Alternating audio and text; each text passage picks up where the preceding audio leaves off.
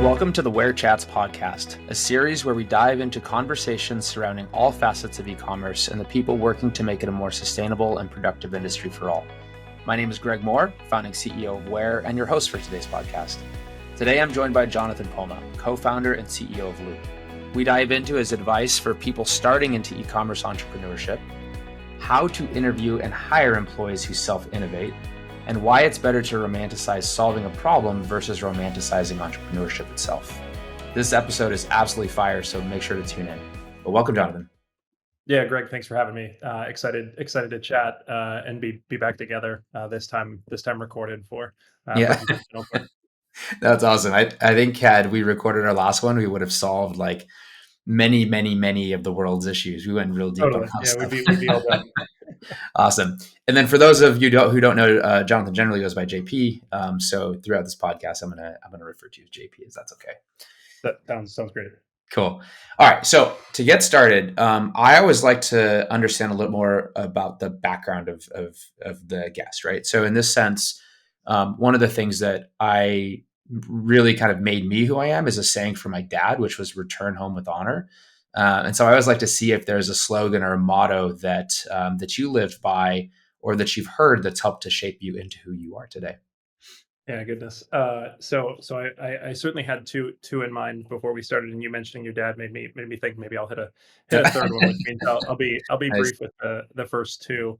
Um, so Amish Johnny at First Mark led our Series A, and kind of a mantra that he said that has stuck with me is kind of like Jonathan. My founders. What I look for most is self-awareness, and I need them to grow faster than their business. And my best founders help their leaders grow faster than the business as well, so that we can spend more of the time building with a high trust team and less kind of recycling the team. Um, and then I feel can't help but rhyme a little bit, but then maybe one of my favorite things about entrepreneurship is just kind of this idea that we get to learn in an accelerated fashion building a business, that the things we've always wanted and the things we thought would matter, they don't make you, and then the things that you were afraid of or the losses that you take, they don't break you. And so for many of us, we kind of spend our lives trying to learn those things, and entrepreneurship just speeds them up. But you mentioning your dad brings me back to, I got a couple C's in college on one of my, I don't know if they were report cards or whatever they were in college, but he kind of sat me down, and I'll have to abbreviate the exercise because it's longer, but he was like, all right, how many hours of class do you take in a week? And I was like, 15. He's like, all right, 16 hours a week. Um, he's like, what else do you want to do? And I was like, what do you mean? He's like, what else do you want to do in a week? And I'm like, well, I want to work out. And he's like, okay, like 45 minutes a day. I'm like, yeah, it works. He goes, how about 2 hours a day? And he like plots that down. He's like, you want to play video games? Like, and we go through like video games and eating Yeah. and sleeping. And I'm like, oh, sleep 6 hours. He's like 8 hours. And he builds all this stuff in and he tallies it up. And he's like, they were like the moral of it. There's like 18 free hours in the Totally. week. And we get to the end of stacking all this stuff up. And he's like, with maybe some of these 18 hours, do you think you could just study a little bit?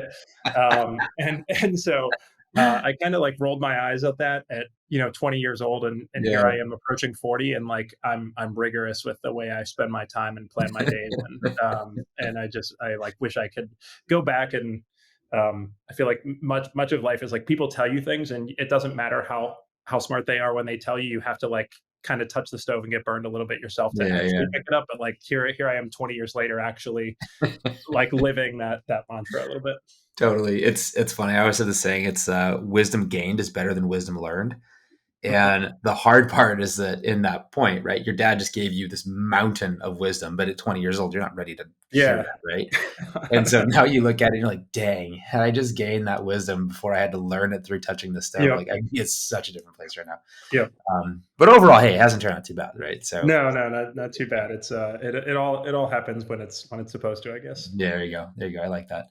No, that's cool. I think one of the things that you touched on, and you and I talked about this a lot, which is um, like I'll call it self-innovation, right? Like how do you continue to lean into yourself and make yourself better?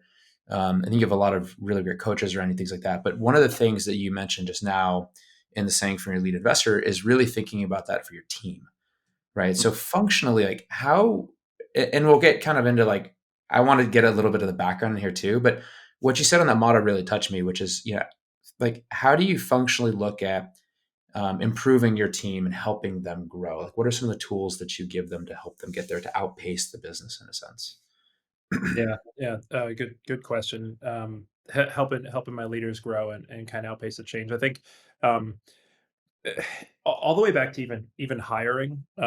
I feel like in venture, it's really easy to get caught, and maybe all of business, but um, well, I'll even say, aside from anything, listening to too many voices and not trusting yourself, like you can kind of like run too far one direction, and I've kind of found myself where I'll swing and I'll take advice from one person, and then I'll like go really hard, and then I'll realize something doesn't work, and I'll swing back the other way. But at least in the venture world, um, there's this idea that I think every investor, probably from the beginning of time, talks about, where they want you to find people who have been there and done that, to like have experienced the problems that you're going to experience. And I think maybe what I would say is, I indexed really hard on that for a while, and I feel like I've kind of come back to um, indexing really heavily toward self-awareness and growth mindset. And so, there's obviously helping nurture your folks once they're in, but behavior change is hard, and you kind of need to. I've kind of found that I need to hire folks who invest in themselves from day one. And so, in an interview, for example, one of my first questions I'll ask, and I'm listening for like introspection, reflection, like development, and an ability to name like specifically what helped you develop.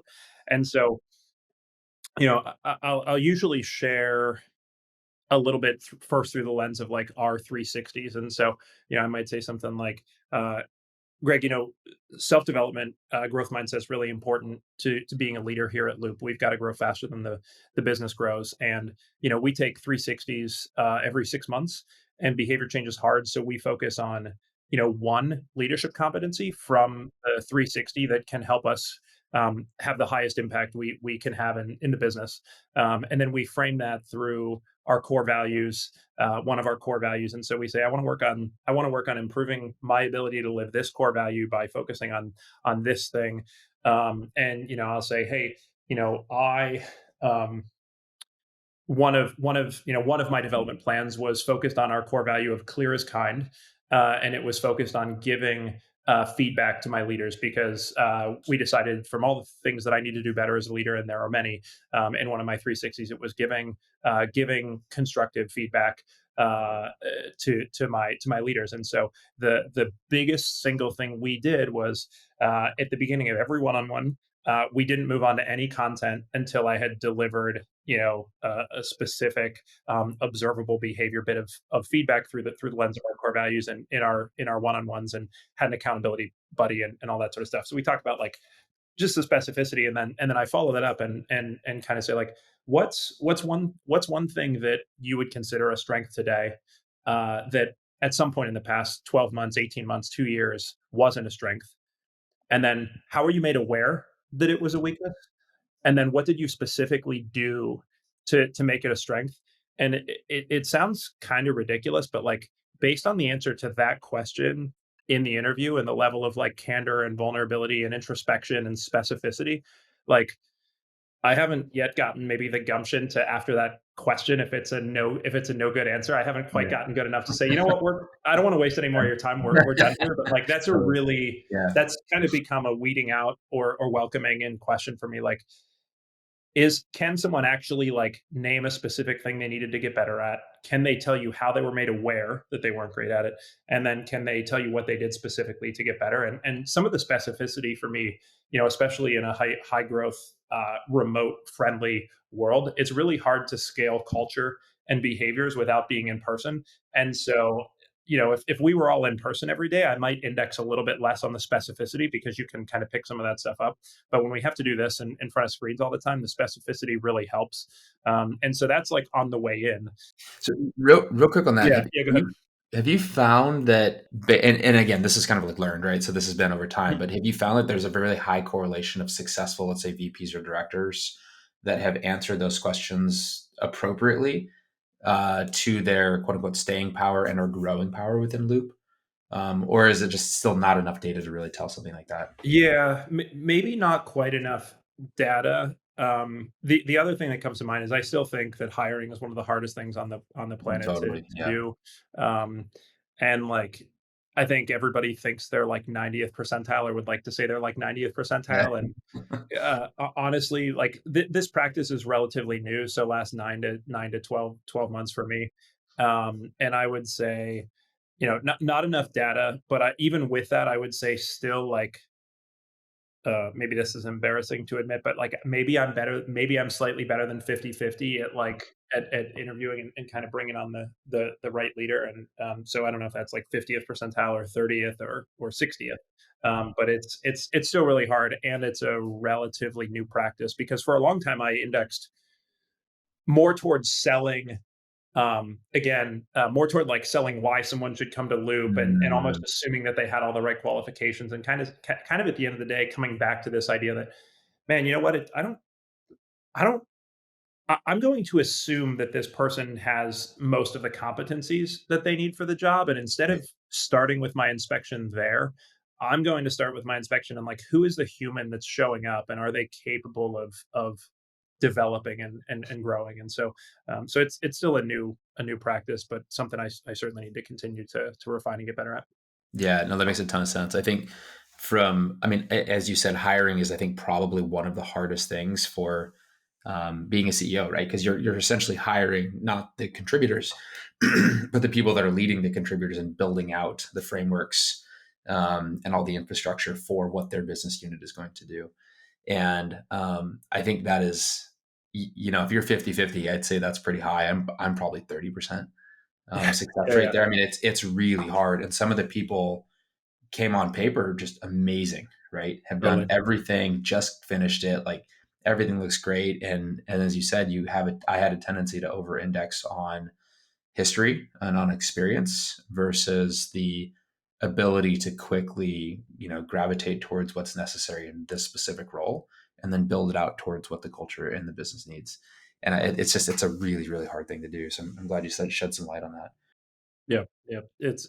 It certainly, yeah. I haven't found a kind of a perfect answer for it yet, but it definitely, it's kind of like a little bit of all that stuff, right? Like someone who has the resume and the growth mindset, and there's I'm really, I don't remember what the meme is, but there's this meme of like a it's like a caveman on one side and then a Jedi on the other, and it's a bell curve, and at the top is like this guy whose like brain is going crazy and all this sort of Yeah. stuff.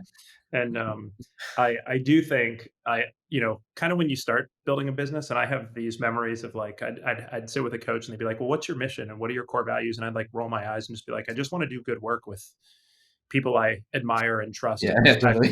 Totally. And then I get into like, well, what about OKRs and our core values and our mission and our vision and all? And not that those things, I actually probably believe more now than ever in my Mhm. career that those things matter.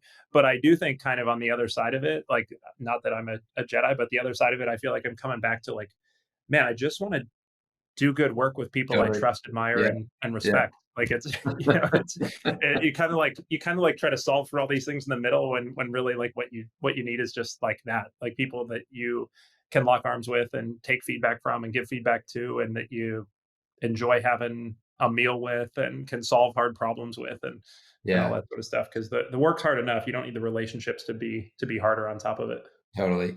I think one of the things that I found there is that when you're lucky enough to have an amazing team, the Jedi kind of mindset just kind of Mhm. works, right? Like people are Yep. generally very geared towards a similar vision. You don't have to explicitly state it. You don't necessarily need to explicitly track it. But as the team grows, inherently and unfortunately, right, you have a lot less like quote unquote high level A players, right? Yep. Because growth begets growth. You sort of need, butts to fill seats, and hopefully you're interviewing to get great people, but that's not always the case, right? So that's when those OKRs come really into place, at least from my experience and what I've seen there. So, but yeah, I mean, building a business, you're going to have a mix of all of it. Sometimes you hire perfect, sometimes you mess up a little bit, and sometimes it's horrible, and then you have to adapt, Yep. right? Which is always challenging. But well, JP, let's take a step back, right? Let's go into like who you are. How'd you get to where you were? Where you are today? I'd love to just hear kind of the founding story there. Yeah. And who I am has me going a bunch of different directions too. But I grew up in Youngstown, Ohio. My dad was an entrepreneur. My mom was his number two. I grew up playing baseball and hockey. Uh, Went to school at Miami University. Business undergrad. Never did grad school. Um, Dad passed away my sophomore year of college. Took a semester off. Uh, Went back in the fall.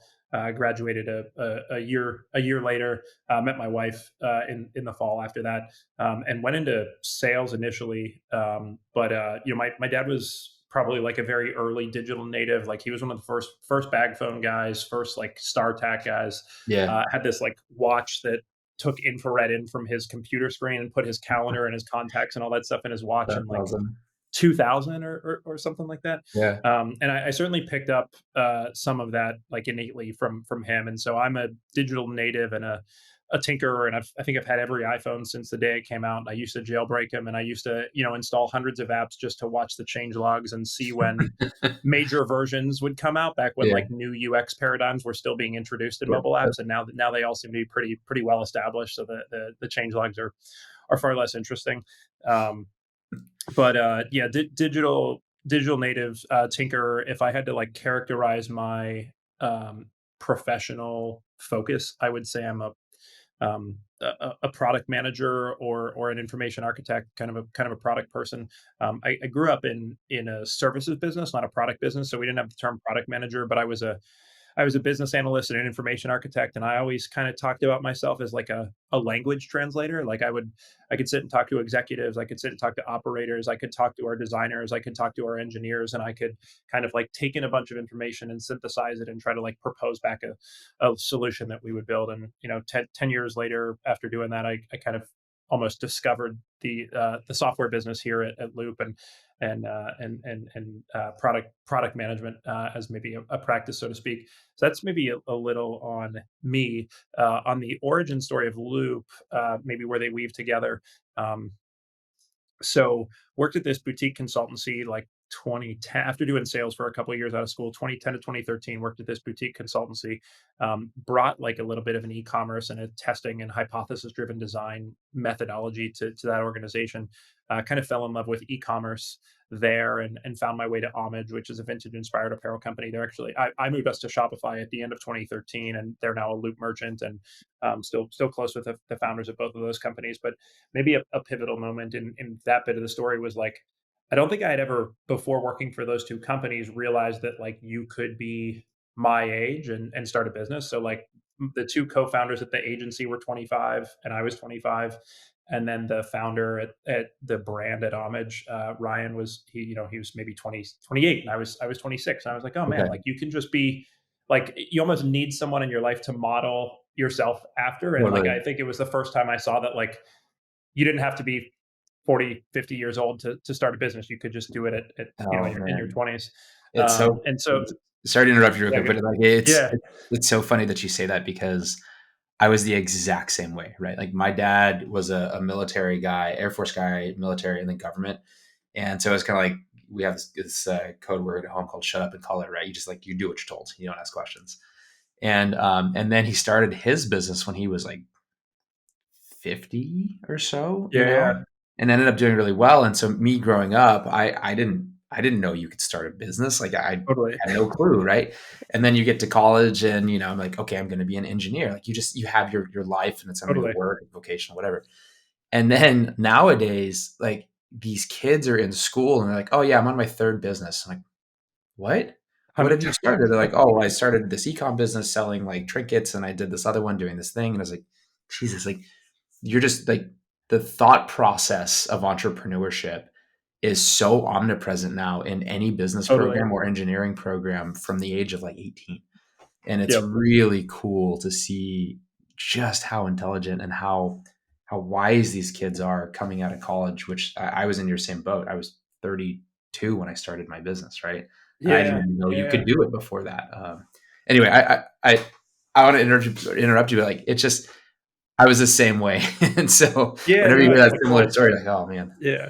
Yeah, no, my parents were both industrial engineers, and for a long time I thought I was going to do engineering, and then And then it was like business school, and I was like, oh, well, you get this sales job, and then you do this, and you do this, and like, and just kind of finding my way into like a startup land and being, um, I think of the term like close to the flame. Like Yeah. there's something about uh, I could dive into like even entrepreneurship programs and like academic entrepreneurship and this idea of like romanticized entrepreneurialism, where like Mhm. I'm very curious to see what happens and if people actually have the will to stick out the next couple of years of. I think it's going to be a lot more challenging Yeah, I agree. to run a business, because I think entrepreneurship. I mean, it was very like all the way back to like the Facebook effect in that movie. It like created this almost celebrity Yes. out of entrepreneurs, and it like really romanticized this idea. And you know, at the end of the day, what I if I could like encourage entrepreneurs to romanticize something else, it's like romanticize solving a problem. Like romanticize like fall in love with a problem and solve it, and then like only start a business when you're just so frustrated with the way the problem is or isn't being solved, um, and then go do that. And then the other side of that coin is I you know, being close to the flame. I think the best thing for an aspiring or potentially aspiring entrepreneur to do coming out of school would be to like go work in an entrepreneurial environment, like Yeah. a company sub 20 people, where you can spend time around a founder and things are messy, and you can be kind of like, you know, where you're not insulated under two or three layers of management, but you actually like, I don't know, there's something special to those early days when there are no like separate conversations and like everything's all in one room Yeah. all the It's time. great. There's something really powerful there. There's no boardroom, it's all bullpen. Yeah, Like everyone's 100%. all in one room all the time. It's like Yeah, the salesperson's on the phone over here. Hey, this guy just asked me if we could do this. Can we do this? Uh, yeah. Do we need it? yeah, How big is this customer? Pretty big. How long is it gonna be? 2 weeks. All right, cool. We'll have it in 4 weeks. Is that cool for you? Like, yeah. those Yep. conversations just don't exist once you get to layers, and No, that it's opening special, up and is so cool. yeah, and I have found my way into like still loving some of it now, but now it's like, you know, some of it's like all of my job is like communication and paradigm creation, and it's like, okay, cool. So I had a meeting with four direct reports that used to be 10 people, and now like I need to make sure information cascades. So like, how do I take the contents of that meeting and get it to all of my leaders and then all of my company, and just like, how do we make sure all the right people have the right information? And it's a different skill set. But yeah, those early days, there is no like boardroom, there is no like real paradigm creation. It's like, no, you're like, you just get access to all of it all the Yeah. time, and Yeah. you have to like find your way to navigate. You have to like figure out how to navigate through it. Totally. It's a very special time. And I think, you know, kind of going back to the thread at the very beginning, right? How do you outpace the business? One of the ways is education, right? And you get that education by doing, by being there. Hmm. And what a great way to be there than to be there, right? For those really early Yep. stage conversations. So that's really cool. Random curiosity here. Have you worked with or mentored startup founders in like Europe or in like Korea or places like that where, capital is just much, much more conservatively handed out? No, I haven't. No, not at all. Yeah, no, I was gonna jump into something, but yeah, tell me more about the question and see where we can Yeah, go with it. it's interesting. So one thing that you said kind of sparked that in me, but I did some mentorship programs out in South Korea and then also throughout Europe, and for like budding entrepreneurs. And the concept that I heard over and over and over again was how hard it is to acquire capital. The capital is only there generally when you're profitable, and or you have like a really clear path towards positive unit Yeah, yeah. economics. And it's interesting because in America, we just have not cared, right? It's just like we just Hmm. throw money at whatever's out there that seems like it can be really big. And now I think you're starting to see that tightening happen in the venture world, which to your point, right, businesses get a lot harder to run when you have to run them with a positive unit economics in mind, right? Yep. And so the glorification of the entrepreneurs is, I wouldn't say dying, but it's slowing down a lot, which is really interesting. So I just it what you were saying just kind of reminded me of some of those conversations that I've had before. Yeah, no, it's I wonder if it'll die, or it's like, I mean, there are so many metaphors for it, but like kind of just, you know, separating the wheat from the chaff a little bit, and you used to be able to like, especially the craziness of 2021, like 2020 and 2021 maybe, where interest rates were so low and there was Yeah. so much capital and so much interesting growth that I still haven't even wrapped my head around how some of it was happening. But like, I hope we never see another period in my career where like you can go with an idea and no customers who have proven they're willing to pay for it, or no validation that it's a problem that needs solved, or anything like, without really any of that, and almost just like, oh, you were close to a problem once before. Well, I'll bet on you to get this right, and before you Right. get anywhere, we'll give you $5 million at a $30 million valuation. Yeah. It's like, Yeah. maybe like, there's also the vanity of like raising rounds and round sizes and stuff like that, that you can get really caught up in and try to attach to something Yeah. that's not there. And now, even raising last December, I started to see like, oh, there is no more there's not really the same kind of willingness to fund on ambition. Like, maybe if you throw the word AI in there or something like that, you can raise on ambition. But like, you have to have there's like ambition and then there's traction, and Yeah. like to be able to say like, hey, we think there's a problem here, and then we think we're going to build the right solution. It's like, maybe maybe come back when you're sure you've got a problem and you've Yeah. got people willing to pay for the solution. And that's maybe some of the shift that I've seen happening, is there was just a lot of willingness to fund on ambition, a couple of years ago, that seems to have maybe gone by the wayside. Yeah, very true. I mean, I was like starting my college career as like the first .com bubble was kind of blown up, but the 2021 and 22 era very much seemed like that was the next .com bubble, right? It was, Mhm. as you said, I mean, funding on ambition. I mean, it was huge. So yeah, I think it's, you know, like generations of funding have a tendency to kind of reset. But it is really interesting to see. It will be really interesting to see how that industry, how the funding industries move forward, right? I mean, I think the Mhm. non-traditional capital is kind of making a run again, as venture capital is like really just holding on for right now. It's very quiet in a sense. Yeah, Um, there's a lot of kind of like waiting to see what happens, yeah, that's right. in public and private markets. Yeah. So JP, we've kind of talked a bit about the background, and then you and I have a tendency to go and riff off, which I personally love. Yeah. But I'd love to hear about the Loop founding story and how Yeah. you took it from like zero to a mill, right? I think that's Mhm. in as an entrepreneur, I think that's one of the hardest things to do is to get it from like, I have this idea, right? We'll Mhm. start building it, and then I want to take it up, and like you hit that mill ARR threshold, like all of a sudden things kind of start happening at that point where it's not so much grind. But I'd just love to hear your experience with how you got there. Yeah, yeah, totally. And maybe that's I'll even come back to what I said about kind of falling in love with the problem and solving it, and find it more and more entrepreneurial stories. Maybe it's like buying a car and then you see that car everywhere. Like, once you're aware of it, that's sort of all you see. But I swear the more I talk to entrepreneurs and founders, the more I find that they came from a services business and they solved a problem for a customer, and then they built that thing.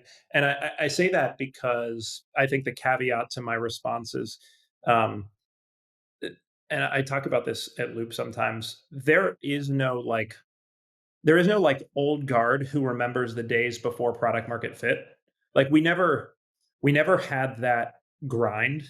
Like, we had product market fit before Loop was a company. Is kind of the way that I say it. Like, you know we got a call, and this is I'll get into the founding story, but my company was Rocket Code, and our first client was Chubby Shorts. Um, and we were very close with the Chubby's founding team, and about a year into working together. So, founded the company in 2014, probably early 2015. I got a call from Dave Wardell, who was their VP of finance at the time, and ultimately their CFO.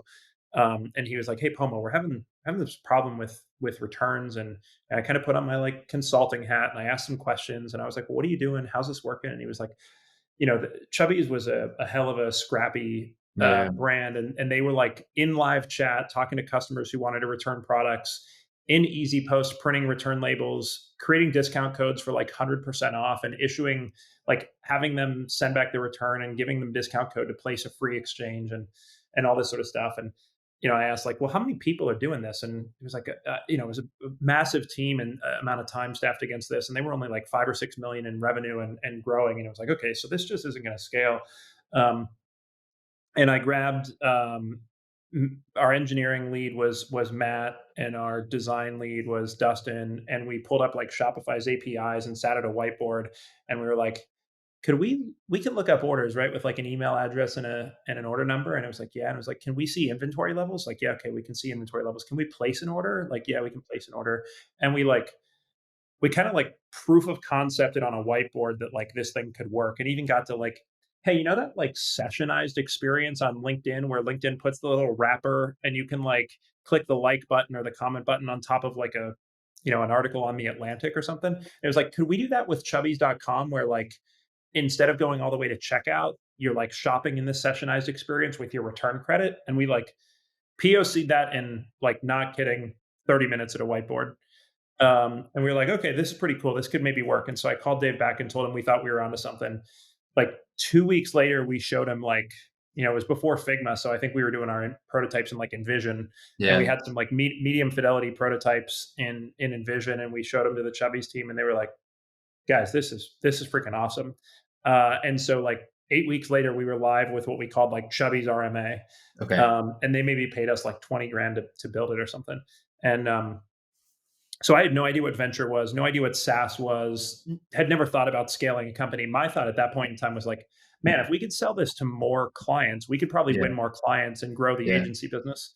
And about 6 months later, I was in San Francisco for like an annual planning session with the Chubbies team, and kind of mentioned it to Kyle and Dave. Kyle was their CEO.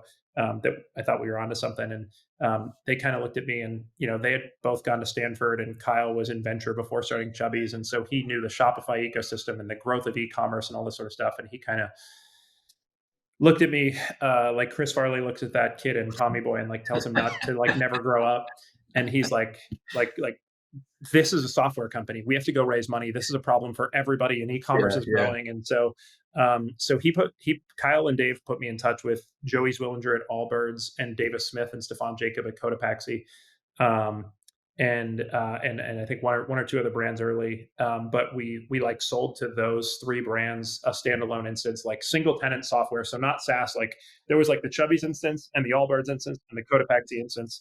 And all three of them were like, yeah, this is amazing. And like all the same things we saw, like reduction in refund rate, increase in exchanges, customer satisfaction, ticket volume going down, all those things that are still true about Loop today were true then. And then we were like, okay, so we should tell this story and try to build a company. And even with those three brands, like e-commerce was still so nascent, and returns wasn't even a focus. And it was like we grinded out a $250,000 fundraise. Um, and then talk about like solving a problem for a customer. Both Peterson, who ended up ultimately leading and setting terms for our seed round, and First Mark, who led RA, the way they found out about us was not through our outbounding. It was Allbirds and Cotopaxi were portfolio companies for Peterson and talked about it in their board meeting, and then we got an inbound phone call. And then Brooklinen is a First Mark portfolio company, and they talked about the impact Loop was having on their business in a board meeting, and we got an inbound from First Mark. So all the way back to maybe bring some of that founding story full circle. I think it's like solve a problem, and kind of the rest unfolds. But then I could get into, if you want me to go there next. What I will say is, maybe as a little bit of a cliffhanger, is the way I tell the story is I founded the product, and then I hired a friend of mine to found the company. And then I served on the board. So that was like getting that funding and those first three customers. And then I was still running Rocket Code, and like couldn't run two concurrent businesses. So I had to find a way to get both of these things off the ground. Holy moly. I love that story. I mean, it plays on so many sort of really cool threads. I mean, one, having a great network is really important, right? Period. Yep. Having close connections in that network is really important, period. And then listening, right? Being able, and like you were kind of forced to, because that was a part of the company versus consulting, Yeah. right? But as a consultant, you learn how to listen, and you learn how to like establish the concept of, is this really a problem? And then you had the wherewithal, I think, to understand that this was a problem that a lot of people had, not just one, which was Yeah. probably like the big genesis behind all of it. What did you do with is it Rocket We Labs? could Rocket Code. Rocket Yeah, Code. what did you do with Rocket Code at the end of that?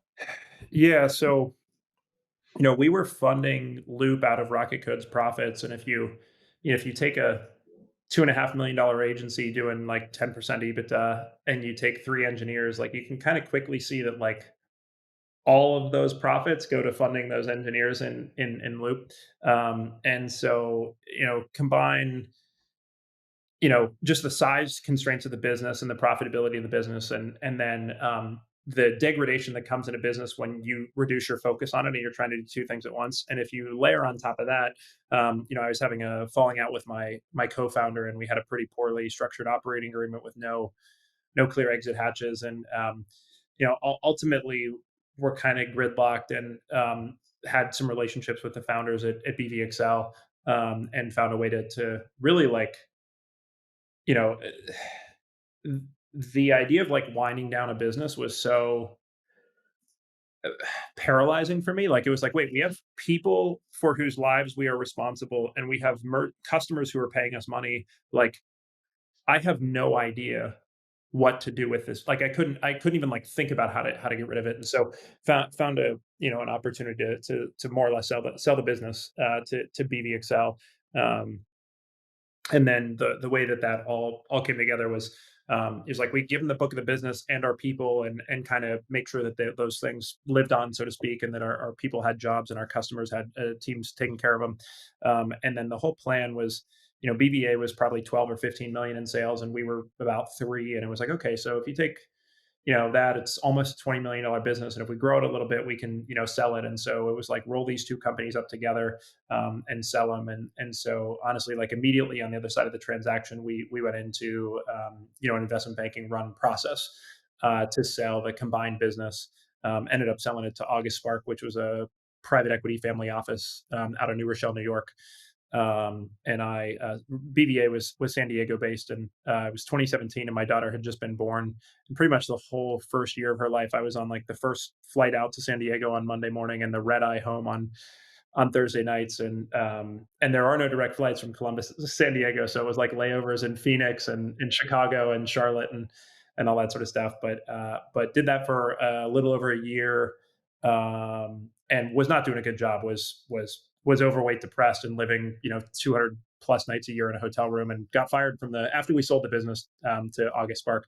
Was um, promptly relieved of my duties as CEO, and moved into a chief evangelist role. And I wasn't doing great work at the time, and didn't know it, but some of that founder's mindset of like, you don't quit things, you just do them forever, was kind of baked in there. And then after that, I was moved into a chief evangelist role, which was kind of like a head of sales, more or less, and then a market, kind of a market evangelist. And at a board meeting for Loop in February of 19, kind of became clear that we needed to get me back into the business to scale it, which really would go all the way back to like the first million. We were sitting at about a quarter million in sales, and like no go to market motion.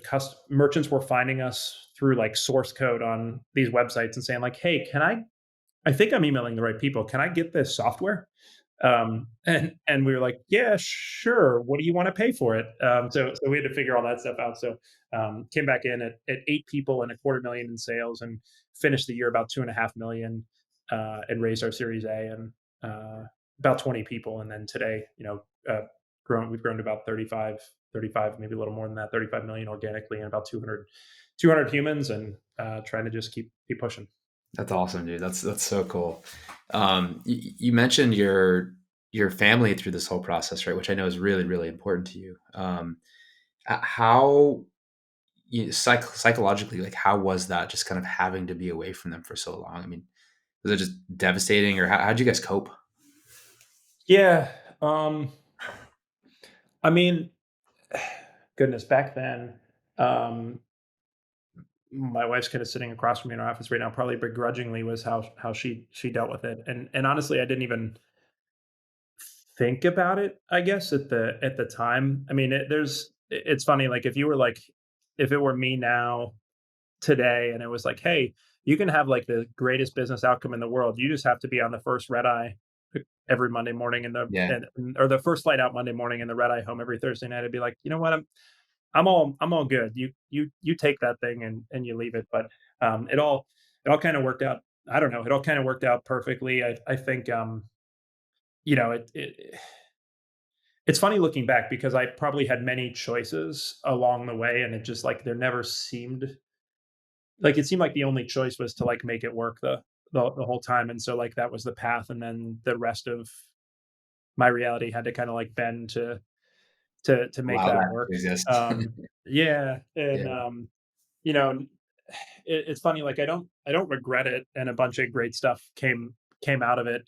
Even just like learning a little bit more about go to market through the investment banking process and working with a private equity based uh owner once we sold the business, like learned some things there that kind of really helped me come back into to loop and build that. But yeah, like would I wouldn't do it again, but I guess I wouldn't go back and change it if that's kind Yeah. of the weird little nuance between those two things. I can understand that. I think early days for before we started WAIR, I had a separate company called Fit3D, which I am now co-running both of them, and I Yeah. very tricky. But it was a very similar thing, right? My first son was born in 2013, and we started the business in 2012. Actually, my wife came home and told me that she was pregnant. I told her I was quitting my job so that I can go start this thing. To which I think there was a knife in my. No, just kidding. But no, Yeah. she was not very excited about that. But yeah, the first little bit, I mean, I was on the road nonstop, right? I mean, all over the world. I put in like 300,000 miles that year, I think, in air travel. And so for that whole first year, I just kind of missed life for my son. Yeah. And it's the same thing. It's like, I don't know that I would go back and do it differently. Um, but if I had the option to do it again today, family's just, I mean, now that I know what family is as being a Yeah. Yeah. father, it's so different, it's so, Yeah. it's, Yeah, it's so much more it's important. yeah, it's interesting too. Like, I actually read some random person's tweet the other day that was roughly saying like, it's not.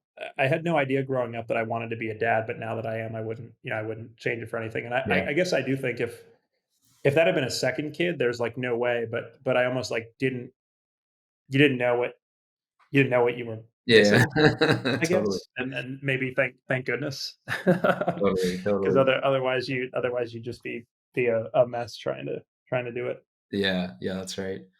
All right, cool. So one of the other things, so we kind of talked about the story, the founding story of Loop, which is really cool. I didn't know it started out of an agency, but I always think that's where was kind of started in that same way, where sort of Fit3D paid, Mhm. the cash proceeds Yeah, where in a sense, which was really good because we didn't have to go off and raise, or we could just focus, right? We just build, which is pretty cool. But when you go back and think about it again from the business side of the world, do you think it could have come about a different way, or was that kind of the way in which it needed to happen for you and for your team, especially? like the founding and how it all came together. Yeah. Man, I don't think where my mind's going. The question I'm asking myself is, could we have raised what I would I'll define the terms, but and these are just my own definitions, but there's pre-seed, then seed, then A, then B and growth. But I think like pre-seed is where you're kind of like betting on maybe if there were one thing before that, like you're either betting on the founder or the idea. Yeah. And then at the seed, you're betting on like maybe a paying customer or some proof. And at the A, you're betting on like product market fit. And at the B, you're betting on like some go to market scale. And then at later growth rounds, you're betting on like proven product scale is a little bit of what I would say. And I guess the question I'm asking is when you ask that, what I'm asking myself is, could Loop have raised without paying customers and volume moving through the platform? And I don't in 2017 when that happened, 2016, 2017, I don't believe there was enough belief in e-commerce growth, Shopify growth, and then like the importance of the returns problem or opportunity to say yes. So I think maybe it could have come around a different way, but I think what was fundamental to like even grind out $250,000 in funding was like three great brands paying for this solution to a problem and saying that like they would pay more and they love the solution. And just with yeah, just with where ecom was at the time and how early Shopify was, like I mean, I think Shopify outperformed every estimate Yeah, ever for yeah, totally. 7 years post IPO to Yeah. 2022. Um, and I think I just don't think there was enough belief in what e-commerce could be, and then returns as a small fraction of e-commerce and the size of the problem and the impact of the business. So Mm, we at least needed paying customers before we could have done anything at that point in time. that makes sense. It's funny, even today, I mean, there's a lot of funding happening, but it's not in like vendors to the e-com space, that like SaaS vendors to the e-com space are not. There's not a huge amount of capital going towards them, Mhm. right? There was sort of like a golden period in that Yep. 2021 era, but now it's really, really cooled off. Are you seeing that trend also in a sense, or? Yeah, 100%. I mean, I in our last board meeting, I kind of framed this, and I think my investors were all already nodding their head, but I was like, hey, like I think in 2020, we all kind of believe that like being the winning point solution for any one meaningful point in the customer journey in the Shopify ecosystem was enough to have a $1 billion outcome. And I think who knows? I guess it hasn't proven true in that it's past tense yet. But I think what it will now clearly have proven true 5 years from now is that probably no categories can have a $1 billion outcome with a single point solution Yeah, winner in the space. And so that's maybe the like reckoning that has hit ecom, where like you can't be a point solution, and you can't a single platform point solution isn't going to do it. You've either got to be like single market platform, or like multi-platform point solution, yeah. or maybe both of those things. Like maybe you become a platform and you go multi-platform.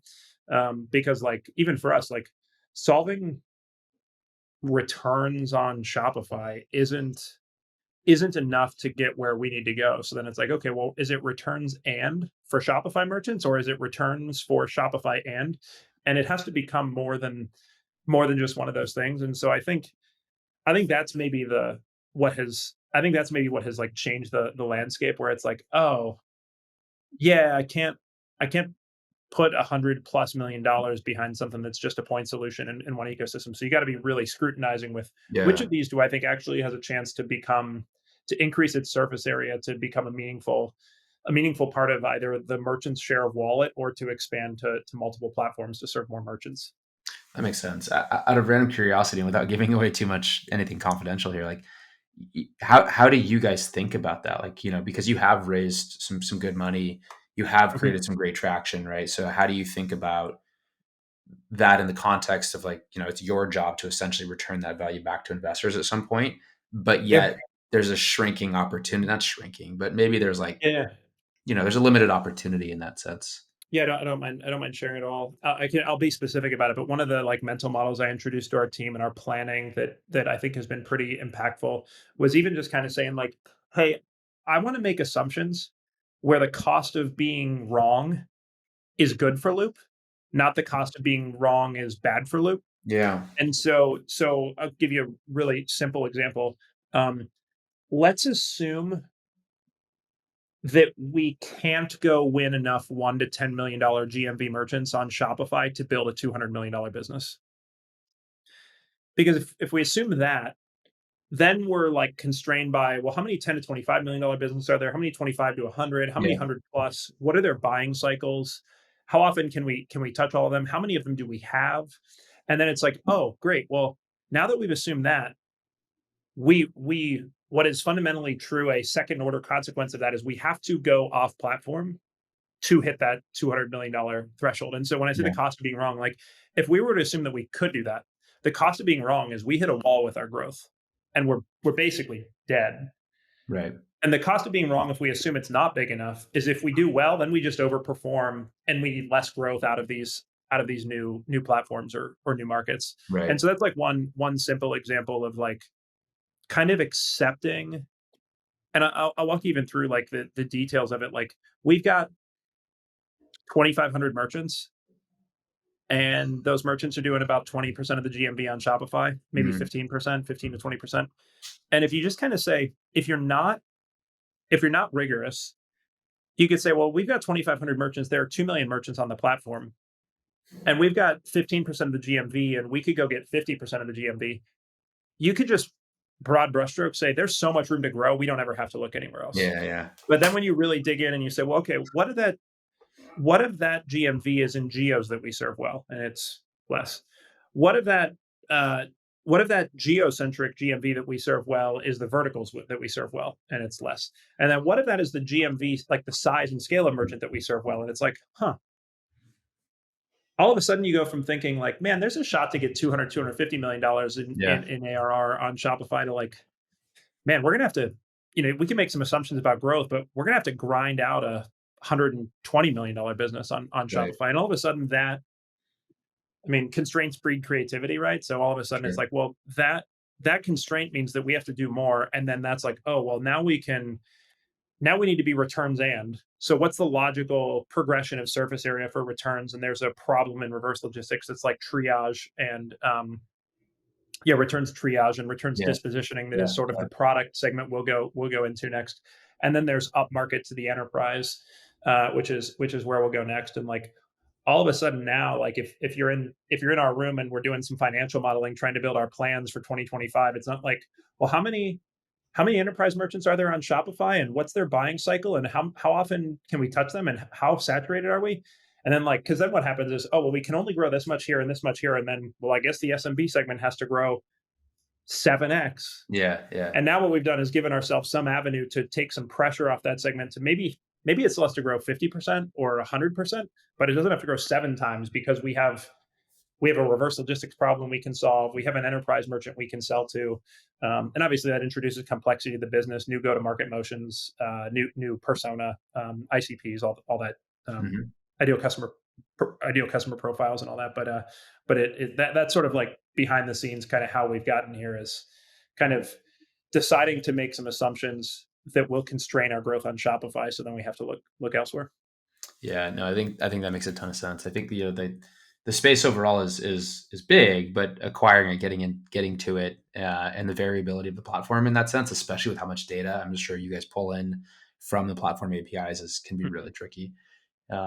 But I love that concept. I can't tell you how many pitch decks or like pitch programs I've sat down, and people will just sit there and they'll tell me about their TAM, right? Their total addressable market. And then you start chopping at it. Like, well, can you really serve these people? Like, are they really Yeah, buyers for your product? Like, do they normally buy solutions that are like this? Do they actually have this problem? And you ask a couple of those defining questions, and all of a sudden yep, that TAM that they're putting at like 10 billion, because as a venture yeah. company, that's kind of Now what it's you two. do. Now it's two, right? It's just way Yep. less. But I think doing that at the planning level within the company really helps, you guys to really like hunker down and guide and like design what you're going to do to actually start to achieve those growth levers. No, Yep. that's really cool. A lot of times founders are just so glassy eyed or rosy eyed on that one. So Yeah. I mean, it took us. I I do think if I were retrospective, if I were conducting a retrospective, I would say that I was that rosy eyed, like rose colored lenses, or however I you mean, want to say it. we Like, all we what all are, was right? yeah, It's was not- very much like I was dismissive of challenges to the yeah, TAM on Shopify for a really long time, and then yeah, it was just like, I think someone asked like, what if you're wrong, and it was like, oh, oh, if we're wrong, like we can never recover the enterprise value of our business. And it's like, yeah, okay, that's that's a problem worth digging into. yeah, And yeah.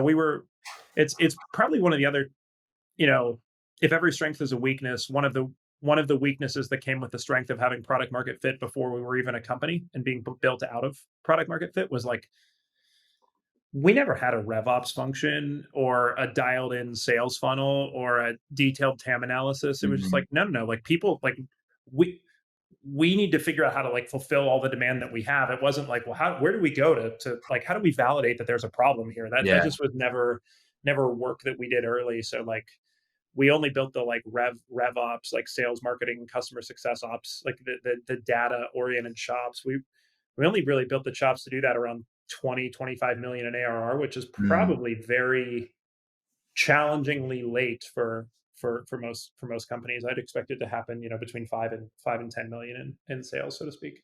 I agree with that. I think it also kind of depends on the external pressures, right? If you're venture backed and you sort of like have to achieve a certain level of growth in order to get the next round Mhm. or whatever that may be, totally. If not, right, it kind of gives you the leverage to run the business and focus on solving the problems Totally.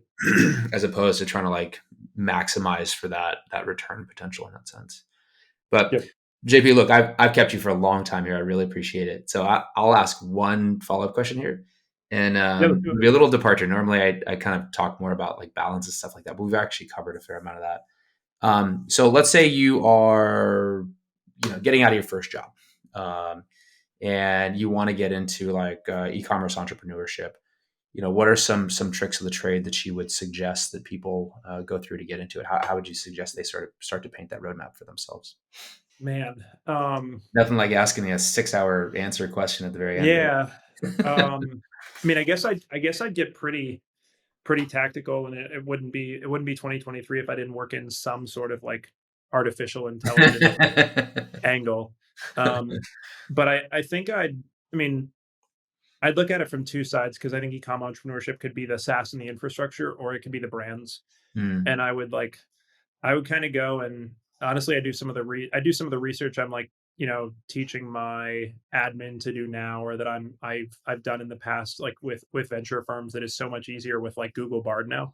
But like, if let's say it's like SaaS side, and I let's say you're in the App Store and you see Junip, which is like a great reviews platform. mm, Um, I would go, well, let me back up. The first thing I would say is go get close to the fire in an entrepreneurial environment, like which we have already yeah, talked about. love that. So like Junip's a good example. Stewart and the team there are incredible, and with what they're doing. But like I might take Junip and like I might then go into Google Bard and say how big is Junip as characterized by customer count, revenue, team headcount, and funding raised, and then see what Google Bard comes back with, and then I'd say merchants using Junip. What other technology solutions are they paying for in their business? And like you could, if these are all like little doors, you could go build like a whole web of these opportunities. Mm, And I think I would kind of try to treat the ecosystem like a lead funnel and say, okay, cool. I want to go get into before I can go say I want to get into a 10-person company, blah blah blah blah blah. I need to go like map out the ecosystem of like who are the key technology players in this ecosystem, and then I start backing it off and saying, okay, cool. Like which of all the companies I've looked at are, you know, have raised less than $25 million, and are growing greater than 50% a year, or something like that. And then I would start to like that would be like my first cut, so to speak, mhm, of brands I would try to go, or software companies I would try to go work with. And then you get into like very tactical, like how do you go interview and separate yourself from the pack? And I'd start like looking for blog posts written by their executive team or founders, and podcasts that their executive team and founders were on. And it's funny. There is like I don't know when it happened, but when Loop was probably sub 50 people, an email to me almost always got you like a look.